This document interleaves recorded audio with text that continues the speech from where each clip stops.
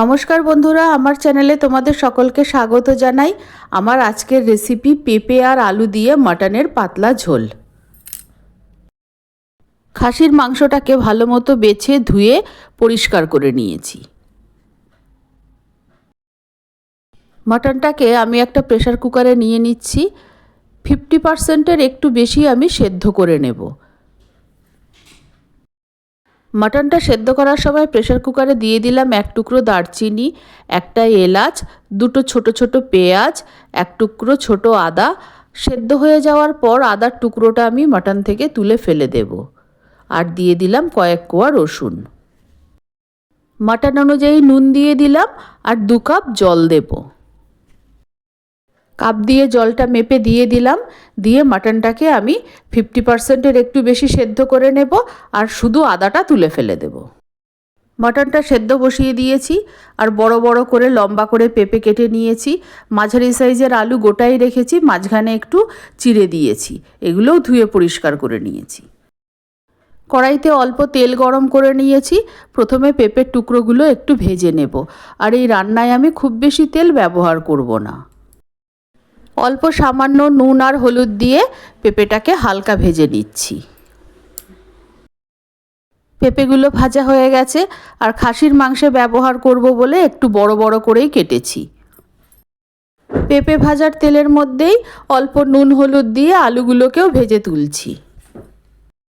পেঁপে আলু ভেজে নেওয়ার পরে যে তেলটা রয়েছে আমি সেই তেলেই রান্নাটা করে ফেলবো, আর তেল ব্যবহার করব না। ফোড়নে দিয়ে দিচ্ছি 2টো তেজপাতা, এক টুকরো দারচিনি, 2টো এলাচ আর অল্প একটু জিরে। ফোড়নটা একটু ভেজে নিচ্ছি। ফোড়নটা ভাজা হতেই দিয়ে দিলাম কুচানো পেঁয়াজ।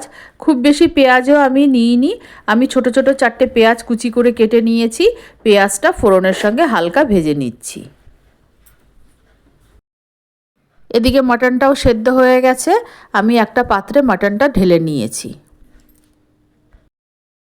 পেঁয়াজটা ভাজা হয়ে গেছে আর এখানে একটা বাটিতে আমি আদা, রসুন আর কয়েকটা কাঁচা লঙ্কা বেটে নিয়েছি। এই বাটাটা আমি দিয়ে দিলাম। টুকরো করে কাটা টমেটো দিয়ে দিলাম।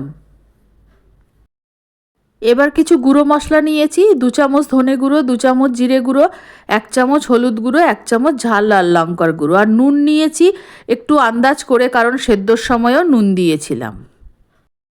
মিডিয়াম ফ্লেমে মশলাটাকে কষাতে শুরু করলাম। যতক্ষণ না মশলার ওপর তেল ভেসে উঠবে মশলাটাকে কষাতে থাকবো। আর মটনটা সেদ্ধ করার পর যে খানিকটা জল ছিল সেই জলটা দিয়েই আমি মশলাটাকে কষিয়ে নিচ্ছি। জলটা দেওয়ার সময় আর দেখায়নি, প্রেসার কুকার থেকে জলটা মশলার মধ্যে দিয়ে দিয়েছি। মশলাটা খুব ভালো মতো কষানো হয়ে গেছে, মশলার ওপর তেলও ভেসে উঠেছে। আমি তোমাদের একটু কাছ থেকে দেখাচ্ছি, মশলাটা খুব ভালো মতো কষানো হয়েছে। এবার ভেজে রাখা আলু আর পেঁপেটা মশলার মধ্যে দিয়ে দিলাম। এবার সেদ্ধ করা মটনগুলোও দিয়ে দিলাম। এবার পেঁপে, আলু আর মাটন মশলার সঙ্গে খুব ভালো মতো কষিয়ে নেব। এই রান্নাটা পাতলা ঝোল হলেও, কম তেল মশলা ব্যবহার হলেও খেতে খুবই ভালো লাগে আর এটা খুবই স্বাস্থ্যকর হয় রান্নাটা। মশলাটা আগে ভালো মতো কষানো ছিল। এবার মাটন আর পেঁপে আলু দিয়ে মশলাটাকে খুব বেশিক্ষণ কষাতে হবে না, মিনিট 10 কষালেই খুব ভালো মতো কষে যাবে। খুব ভালো মতো কষানো হয়ে গেছে। এবার আমি জল দিয়ে দেব। পাশের গ্যাসে জল গরম করে রেখেছি। আমার এক হাতে ফোন ধরা রয়েছে তাই জলটা ঢালা আমি দেখাতে পারছি না। আমি জলটা দিয়ে তারপর আবার ফিরে আসছি। জলটা দিয়ে দিয়েছি, জলটা একটু বেশি পরিমাণেই দিয়েছি। পেঁপে আর আলুটা তো পুরো সিদ্ধ হবে আর মাটনটা 50% সিদ্ধ হয়েছে আর বাকিটা সেদ্ধ হবে।